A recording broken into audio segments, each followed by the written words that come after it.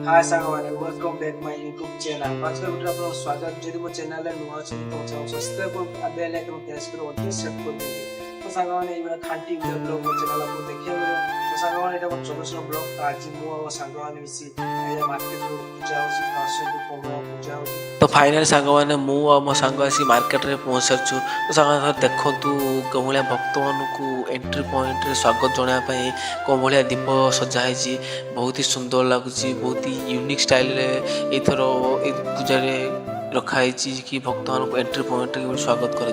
तो सागर देखु कौ भाया दीप जलाई बहुत ही सुंदर लगुच।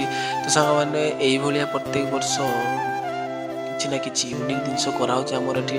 तो सामने मंदिर को दर्शन करने कौ भाया श्रद्धा आसला पर्यटन देखो कौ भाया भिड़ हो वर्ष लगुच बेसी भिड़ हो भक्त आस देखापी भगवान को।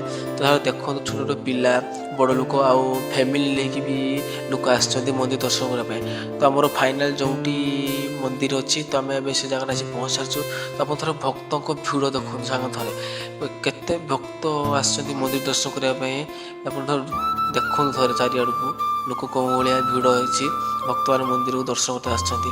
मुझे देखुचे मोर मंदिर मुख्य द्वार जी लोक आस दर्शन करने। तो आप देख तो आमर मुख्य दर्शन है शिव पार्वती। तो लोक देखा आसती तो बहुत ही ज़्यादा भक्त आस दर्शन करने किए फोटो उठू कि भिडियो कर आप देखिपे। तो आप तो देख सागर कौ भाया भिड़ मैंने बाट ना जा।